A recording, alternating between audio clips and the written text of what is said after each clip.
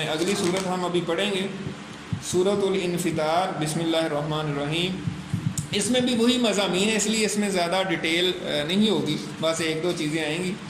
تو مضامین کیونکہ سیم ہیں، جوڑا ہیں، اس لیے اس کا ساتھ بیان کرنا جو ہے نا وہ زیادہ فائدہ مند ہے۔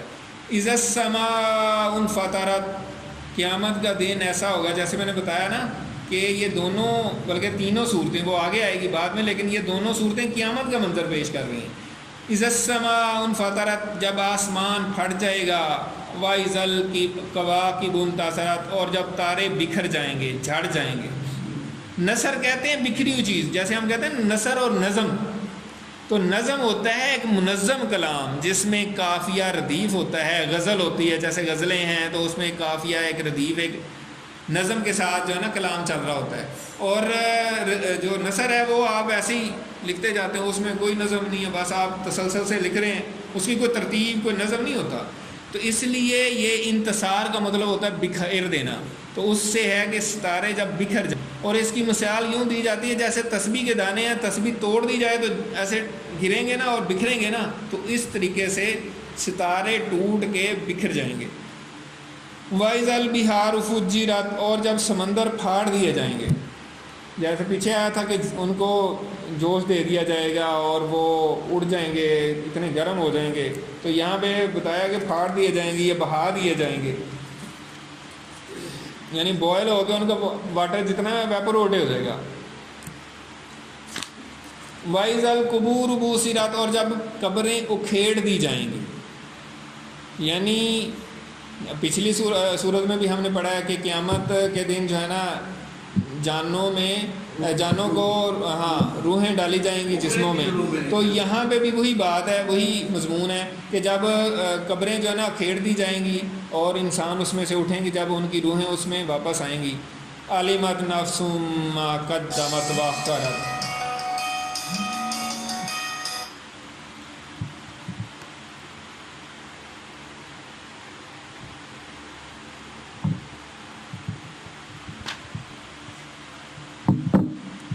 عَلِمَتْ نَفْسٌ مَا قَدَّمَتْ وَأَخَّرَتْ، یہ اس میں موسٹ امپورٹنٹ آیت ہے کہ اس دن وہی مضمون ہے، اس دن ہر جان جان لے گی، ہر شخص جان لے گا جو کچھ اس نے آگے بھیجا ہے اور جو پیچھے چھوڑا ہے۔ اصل میں یہ جو صورتیں ہیں ان کا مرکزی مضمون جو ہے وہ کیا ہے؟ انذار، ڈرانا، یعنی قیامت سے اور اللہ کے حضور پیش ہونے سے متعلق توجہ دلانا، نوٹس دینا کہ بھائی اللہ کے حضور پیش ہونا ہے قیامت کے دن، تو کچھ اپنے اعمال درست کر لیں۔ تو یہی مضمون جو ہے وہ بیان ہو رہا ہے۔ عَلِمَتْ نَفْسٌ مَا قَدَّمَتْ وَأَخَّرَتْ، اس دن ہر جان یہ جان لے گی جو اس نے آگے بھیجا اور جو پیچھے چھوڑا۔ پیچھے کیا چھوڑا ہے؟ قیامت تو انسان کی کسی وقت بھی قائم ہو سکتی ہے نا، جیسے ابھی دیکھیں کرونا سے ایسے لوگ فوت ہو رہے ہیں، ہمارے اس دن کولیگ میں نے بتایا تھا فوت ہو گئے ہیں، جنازہ پڑا ہے۔ ہاں بالکل، ہمارے ساتھ اٹھتے بیٹھتے کھاتے پیتے، اچانک ان کو ہوا تو پھر فوت ہو گئے، جنازہ پڑ گئے ہیں، تو ان کے لیے تو قیامت ہے نا، جن جو فوت ہو جائے یا جن کا فوت ہو جائے، اب جن بچوں کا باپ چلا گیا ان کے لیے تو قیامت ہی ہے۔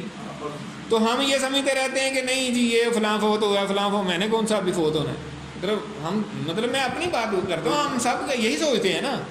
تو قیامت تو اس کے لیے قائم ہو جاتی، اب قیامت قائم ہو گئی ہے تو یہی سوال ہونا ہے، عَلِمَتْ نَفْسٌ مَا قَدَّمَتْ وَأَخَّرَتْ، کہ انسان وہاں دیکھ لے گا، جان لے گا کہ اس نے پیچھے کیا چھوڑا ہے، آگے کیا بھیجا۔ سارا معاملہ یہ چل رہا ہے، حضرت آدم سے لے کر حضور پاک صلی اللہ علیہ وسلم تک اصل بات یہ ہے، ہر نبی نے آگے یہی تعلیم دی ہے۔ تبلیغ اسی کو کہتے ہیں، تبلیغ دین۔ امام غزالی رحمۃ اللہ علیہ نے پوری کتاب لکھی ہے اس پہ، تبلیغ دین کے نام پہ، اور اس کا مرکزی مضمون یہی ہے، تبلیغ جو ہے دین کی دی جاتی ہے، اور دین توحید، رسالت اور آخرت کا نام ہے۔ فقہ کی تبلیغ نہیں دی جاتی، فقہ کی تبلیغ نہیں کی جاتی۔ تبلیغ یہ ہے کہ یار اللہ کے حضور پیش ہونا ہے، اللہ وحدہ لا شریک ہے، اس کا کوئی شریک نہیں، اس کے ساتھ کوئی شرک نہ کریں، نبی آئے تھے ان کو مان لو، جنہوں نے مانا تھا وہ بچ گئے تھے، جنہوں نے نہیں مانا وہ تباہ ہوئے، اور قیامت قائم ہونی ہے، مرنا ہے ہم سب نے، اور اللہ کے حضور پیش ہونا ہے، اللہ تعالیٰ نے پوچھنا کیا کیا۔ تو یہی بات چل رہی ہے، عَلِمَتْ نَفْسٌ مَا قَدَّمَتْ وَأَخَّرَتْ، ہر جان جان لے گی جو اس نے آگے بھیجا ہے، جو کمائی کی ہے، جو نیکیاں کی ہیں، وہ آگے جو بھیجا وہ بھی دیکھ لے گا، اور جو پیچھے چھوڑا ہے، پیچھے کیا چھوڑا ہے۔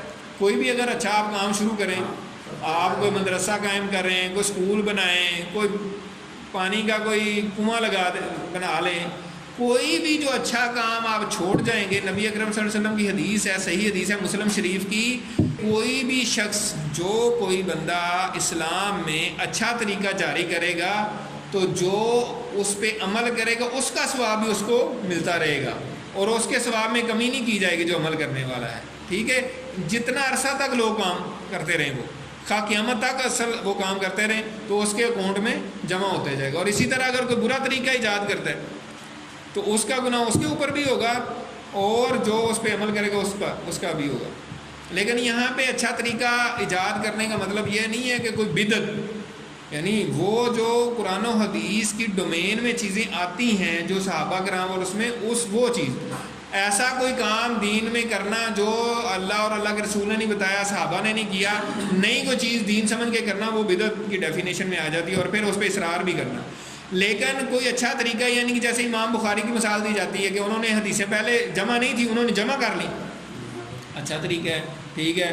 اب جیسے تسبیح ہے تو تسبیح جو ہے نا ہم پہلے دانوں پہ کرتے تھے، آج کل وہ کاؤنٹر بنے ہوئے ہیں وہ کرتے ہیں۔ تو اس طرح کے جو بنیادی تعلیمات کے دائرے میں پہلے سے آتے ہیں اسی کو فیسیلیٹیٹ کرنے کے لیے، تو یہاں پہ یہ جو ہم بات کر رہے ہیں کہ علمت نفس ما قدمت واخرت، تو جو کچھ اس نے پیچھے چھوڑا، اگر اچھی اولاد چھوڑی ہے، اچھی اس کی آپ نے تربیت کی، وہ نیک صالح اولاد چھوڑی ہے، وہ ملک و قوم کا کوئی کام کر رہی ہے یا دین کا کوئی کام کر رہی ہے، یعنی پازیٹیولی اچھی نیت ہے کہ یار ہم اپنی قوم کے لیے، اپنی ملت کے لیے، مسلمانوں کے لیے، اللہ کے دین کے لیے، امت مسلمہ کی بہتری کے لیے کچھ کریں، تو ظاہر ہے اس کو ثواب ہوتا رہے گا۔ اگر اس نے اپنی اولاد کی ایسی تربیت کی ہے اور وہ اس کی اولاد اس طرح عمل کر رہی ہے، ہاں، تو اگر اس کو فائدہ ہوگا۔ اگر اس نے 2 نمبریاں سکھائی ہیں، فراڈیاں سکھائی ہیں، تو پھر اس کا گناہ بھی اس کو ساتھ جاتا رہے گا جو بھی غلط کام کریں۔ تو یہ ہمیں دیکھنا ہے کہ ہم نے پیچھے کیا چھوڑا اور آگے کیا بھیجا، اور آگے جو آپ نے اعمال کیے ہوں گے وہ آگے پہنچ جائیں گے۔ یا ایھا الانسان ما غرک بربک الکریم، اے انسان تمہیں اپنے رب کریم کی بابت کس چیز نے دھوکے میں ڈالا؟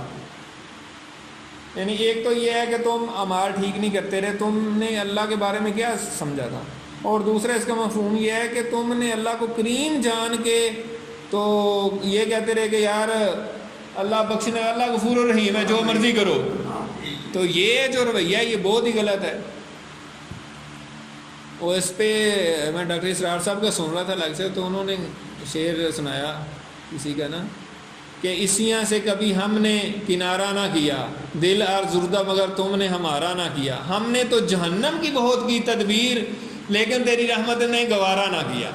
تو وہ کہہ رہے تھے یار یہ دیکھو یہ کوئی طریقہ ہے، یعنی ایسا بھی ہو سکتا ہے اب آپ نے جہنم کی تدبیر کر رہے ہیں اور اللہ تعالیٰ کہہ رہے ہیں کہ نہیں یار میں نے جہنم میں نہیں پھینکنا، تو یہ تو پھر پورا نظام ہی چوپٹ ہو جائے گا۔ یعنی جو لوگ ساری زندگی اتنے اپنے آپ کو کنٹرول کر کے رکھا، جیسے حدیث ہے اس کا مفہوم یہ ہے کہ دنیا سجن المومن الجنت الکافر، ٹھیک ہے، دنیا جو ہے وہ مومن کے لیے تو قید ہے اور کافر کے لیے جنت ہے۔ اگر ادھر بھی وہ فری جو مرضی کریں اور ادھر بھی، تو پھر تو اللہ تعالیٰ کا یہ نظامی عدل جو ہے وہ تو نہ ہوا۔ تو ایسی بات نہیں ہے، اور اللہ تعالیٰ کے بارے میں دھوکے میں ڈالتا ہے شیطان کہ نہیں یار اللہ بڑا غفور الرحیم ہے، جو مرضی کرو، اور جو ہے نا انسان کا نفس بھی یہ لگا ہوا ہے۔ تو انسان کو اللہ تعالیٰ کے بارے میں کسی دھوکے میں نہیں رہنا چاہیے۔ اللہ تعالیٰ قہار بھی ہے، قیامت کے دن اللہ تعالیٰ قہار ہوگا۔ وہ آتا ہے کہ لمن الملک اليوم للہ الواحد القہار، آج کس کی بادشاہت ہے؟ اللہ تعالیٰ پوچھے گا قیامت کے دن آج کس کی بادشاہت ہے؟ پھر کہا جائے گا للہ الواحد القہار، اللہ واحد قہار کی آج بادشاہت ہے اور کوئی دم نہیں مار سکے گا۔ کل الذی خلقک فسواک فعدلک، وہ رب کریم جس نے تجھے پیدا کیا پھر تجھے ٹھیک ٹھاک بنایا، فعدلک پھر تجھے معتدل بنایا، تمہارا توازن قائم کیا، تمہاری ہر چیز کو بیلنس بنایا۔ بڑی اہم آیت ہے، بہت ہی اہم آیت ہے۔ یعنی اللہ تعالیٰ کہہ رہے ہیں کہ میں نے ایک تو تمہیں پیدا کیا، پھر تمہیں ٹھیک ٹھاک بنایا، پھر خاص طور پہ فعدلک میں سمندر ہے علم کا، صرف ایک لفظ میں فعدلک، کہ تمہیں اے انسان ہم نے بیلنس بنایا ہے۔ تمہاری ہر چیز کو بیلنس رکھا ہے. تمہارے 2 آنکھیں بنائی ہیں, 2 کان بنائے ہیں, 2 ہونٹ بنائے ہیں, 2 ٹانگیں بنائی ہیں, 2 بازو بنائے ہیں. جو کچھ بھی تمہارا بنایا نا بڑا بیلنس بنایا ہے. اگر ایک کان بڑا ہوتا ہے ایک چھوٹا ہوتا پھر کیا کرتے ہیں؟ ٹھیک ہے, ایک ہونٹ بڑا ہوتا ہے ایک چھوٹا ہوتا, آنکھ ایک جناب اتنی موٹی سی اور ایک چھوٹی سی ہوتی, کیا بنے ہوتے آپ؟ اور یہ صرف دیکھنے کی نہیں ہے, سسٹم کے چلانے کے حوالے سے انسان کے اندر جو کانوں میں ایک لیکوڈ ہوتا ہے جس سے انسان کا بیلنس رہتا ہے, جس سے وہ چلتا ہے. اگر وہ بیلنس خراب ہو جائے نا بندہ دڑم سے نیچے گر پڑتا. ہمارا ایک کلاس فیلو تھا, اس کو کوئی اس طرح کا مسئلہ تھا, وہ اکثر کبھی واش روم میں گرا ہوتا تھا, کبھی کدھر گرتا تھا. ہم بڑے پریشان ہو گئے, اس کو ڈاکٹر کے پاس لے کر گئے. اس نے کہا اس کے کانوں میں کوئی پرابلم ہوگی. ہم بڑے سرپرائز ہوئے. انہوں نے کہا فلاں ہاسپٹل لے جائیں, وہاں لے کر کے انہوں نے کہا جی اس کے وہ ہے, اور بعد میں پتہ چلا وہ جو لیکوڈ ہوتا ہے نا وہ اس کا کوئی بیلنس خراب ہوا ہے. وہ چلتا تھا, اس کو پتہ نہیں چلتا تھا کہ میں بیلنس ہوں یا میں ایسے کروں تو پھر میں ٹھیک ہوں. یعنی انسان جب چل رہا ہے نا تو یہ دیکھیں نا اللہ تعالیٰ نے 2 ٹانگوں پہ اس کو چلا دیا ہے, اور کون سی چیز چلتی ہے 2 ٹانگوں پہ؟ کتنا بیلنس ہے. تو یہ سارا فائدہ لک میں آتا ہے کہ اللہ تعالیٰ نے انسان, اور پھر اندر انسان کے جو نظام چل رہے ہیں یہ تو پورا سمندر ہے, اس پہ تو میرا خیال ہے 10 گھنٹے بھی بولتے رہیں تو ختم نہیں ہوگا. آج ہم دنیا میں چھوٹی سی کوئی چیز بناتے ہیں تو اس میں اتنے ویریبل ہیں. کئی دفعہ میں نے ذکر کیا ہے کہ ایسی کچھ بنائیں تو ہزاروں ویریبل اس میں ہوتے ہیں, 16,000 12,000 ویریبل. انسان کے اندر دماغ سے لاکھوں ویریبل, لاکھوں چیزیں جا رہی ہیں آ رہی ہیں. پورا جو نروس سسٹم ہے کیسا ہے, ذرا سے اس میں کچھ آ جائے خراش, کچھ مطلب کوئی بھی پرابلم آ جائے گی تو آپ کا سسٹم ختم. آج کل ایک بیماری چلی ہے نیورو موٹرز, وہ دماغ سے سگنل ہی نہیں جاتا تو وہ بندہ اپنا ہاتھ کو نہیں ہلا سکتا. تو یہ اللہ تعالیٰ نے کیسا نظام بنایا ہے. تو اللہ تعالیٰ کا ہر وقت انسان کو شکر گزار ہونا چاہیے. اور خاص طور پہ اللہ تعالیٰ نے آگے فرمایا فی ای صورت ما شاء رکب, جس صورت میں اس نے چاہا تجھے جوڑ دیا. یعنی تمہیں بہترین صورت میں بنایا ہے. یہ نہیں ہے کہ تمہیں کسی بد صورت میں اور کسی جانور کی شکل میں بنا دیتا, پھر کیا کرتے؟ یا آنکھ ایک جیسے بڑی کی اگر آنکھ ایک یہاں لگی ہوتی پھر کیا کرتے؟ ٹھیک ہے, مطلب عجیب سی شکل ہوتی. کبھی انسان سوچے نا, یعنی اس وقت جو اللہ تعالیٰ نے انسان کو بنایا ہے اس کے علاوہ کوئی آپشن سوچیں کہ یار آنکھ کو یہاں لگا لیتے ہیں, کان کو جو ہے نا ادھر لگا لیتے ہیں, ٹھیک ہے, تو پھر کیا شیپ بنتی ہے. اور اسی طرح باقی چیزوں کو بھی اللہ تعالیٰ نے ہر چیز کا نظام جو ہے نا بہت بیلنس رکھا ہے. کلا بل تکذبون بالدین, ہرگز نہیں بلکہ تم جھٹلاتے ہو جزا کے دن. یعنی تمہارا مسئلہ یہ ہے کہ ساری نعمت اللہ کی ذکر کرنے کے باوجود بھی تمہارا حال یہ ہے کہ تم روز جزا کو, قیامت کے دن کو جھٹلاتے ہو. ایک تو یہ ہے نا عقائد کی وجہ سے جھٹلاتے تھے لوگ, مانتے نہیں تھے. ایک یہ کہ ہم عملی طور پہ جھٹلا رہے ہیں, ہم مسلمان ہو کے بھی اس کو جھٹلا رہے ہیں. کیوں؟ ہمیں پرواہ نہیں. اگر ہم سیریس ہو نا تو بہت زیادہ چیزیں صحیح ہو جائیں. ہم جو ہر وقت روتے رہتے ہیں نا یہ چیز خراب ہے, نظام نہیں ٹھیک, بے ایمانیاں, فراڈیاں, 2 نمبریاں, وہ کرپشن, یہ وہ فلان, یہ اگر ہمیں مرنا یاد ہو, روز جزا ہمارے سامنے ہو, ہم اس کے انکاری نہ ہوں عملی طور پہ, تو بڑی چیزیں صحیح ہو جائیں. لیکن ہم اس کو اصل میں عمل سے جھٹلا رہے ہوتے ہیں. وَإِنَّ عَلَيْكُمْ لَحَافِظِينَ, اور بلا شبہ تمہارے اوپر نگران فرشتے مقرر ہیں, کرامن کاتبین, معزز لکھنے والے, یعلمون ما تفعلون, وہ جانتے ہیں جو کچھ تم کرتے ہو. ہمارے احادیث میں بھی آتا ہے کہ ایک دائیں طرف فرشتہ ہے اور ایک بائیں طرف فرشتہ ہے, اور وہ دائیں طرف والا نیکیاں لکھ رہا ہے اور بائیں طرف والا ہماری برائیاں لکھ رہا ہے, اور وہ ہر وقت ہمارے ساتھ موجود ہیں. سوائے یہ کہ آپ واش روم میں جائیں یا حالت جنب میں ہوں تو پھر وہ آپ سے ہٹ جاتے ہیں. تو اب دیکھیں نا اس پہ بھی میرے سمیت, مطلب میں سب سے پہلے اپنے آپ کو کہتا ہوں کہ ہمیں تو نہیں یاد رہتا کہ یار دائیں بائیں فرشتے ہیں اور ہر بات لکھ رہے ہیں, تو ہم ہر بات جو ہے نا سوچ سمجھ کے کریں. عام طور پہ ہم غافل ہوتے ہیں اس میں. اگر یہی ہمیں یاد رہے نا یار یہ فرشتے لکھ رہے ہیں تو یقین کریں, مطلب اگر آپ کو آج کے دور میں کیا ہوتا ہے, یہ جتنے بھی ٹی وی چینلز ہیں کیا کرتے ہیں, لوگوں کی ویڈیو بنا کے ریکارڈ رکھ لیتے ہیں نا, تو کچھ عرصے بعد جب وہ بیان وہ اپنی حکومت آتی ہے تو کچھ اور کہہ رہے ہوتے ہیں, اور اس وقت کچھ اور کہہ رہے ہو, کہتے ہیں نکال لیں جی اس کی ویڈیو, وہ 2015-16 کی نا, اس نے کیا کہا تھا, کہتے ہیں دیکھیں صاحب یہ دیکھیں, بلائیں جی چلائیں ذرا, یہ دیکھیں سر آپ دیکھیں یہ کیا کہہ رہے تھے، اب آپ کچھ اور کہہ رہے ہیں، ہم نے تو ریکارڈ کیا ہوا ہے. تو یہ فرشتے جو ہے نا یہ ریکارڈنگ کر رہے ہیں، یہ صرف لکھ نہیں رہے. آج ہمیں پتہ چلا کہ یہ کوئی ویڈیو ریکارڈنگ بھی ہو رہی ہے. اور اس وقت قیامت کے دن جب ہمارے اعضاء کوئی چیز نہیں بولے گی، کچھ بھی نہیں ہوگا، تو وہ ہر چیز دکھائیں گے. نکالیں گے ان کی ویڈیو، ان کے چپ نکالیں نا جس میں ساری ان کی زندگی کی ریکارڈنگ ہے. آج کل دیکھیں نا کیمرے جو ہیں وہ کتنی ریکارڈنگ کر لیتے ہیں.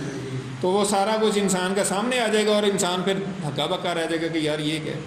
تو وہ سارے جو فرشتے ہیں بڑے معزز ہیں، وہ جانتے ہیں جو کچھ تم کر رہے ہو.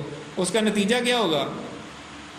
ان الابرار لفی نعیم، جو نیکوکار ہوں گے وہ جنت میں ہوں گے، نعمتوں میں ہوں گے. وان الفجار لفی جحیم، اور بلا شبہ بدکار لوگ جہنم میں ڈالے جائیں گے. یہی ان کا رزلٹ ہوگا جو وہ رپورٹ پیش کریں گے اللہ کو کہ یا اللہ یہ ان کی رپورٹس ہیں.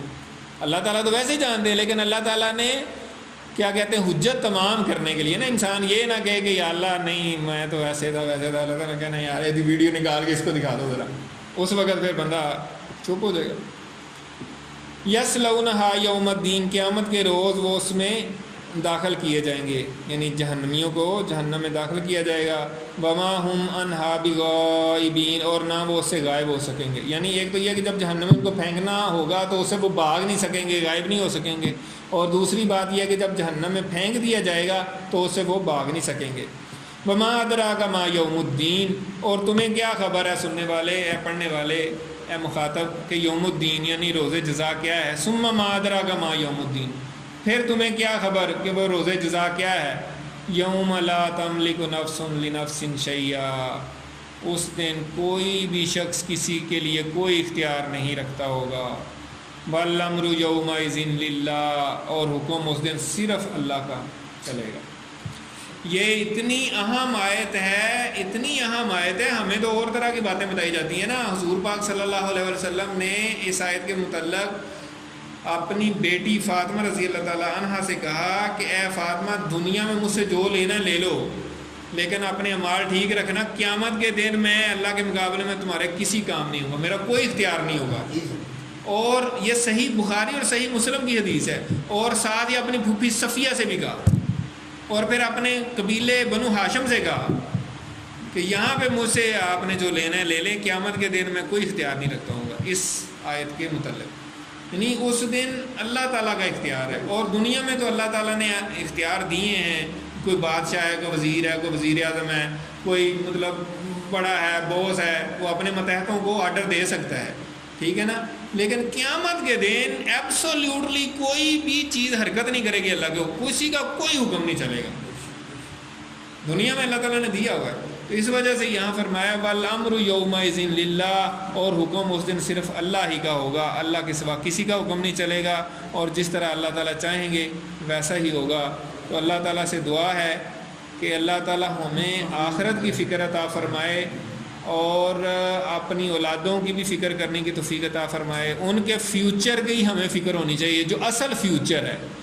جو ہم دنیا کے فیوچر کی بات کرتے ہیں، تو اصل جو زندگی ہمیشہ ہمیشہ کی ہے اس کے لیے ہمیں اپنے لیے بھی اور اپنی اولاد کے لیے اور اپنے ہمسایوں کے لیے، سب مسلمانوں کے لیے سوچنا چاہیے.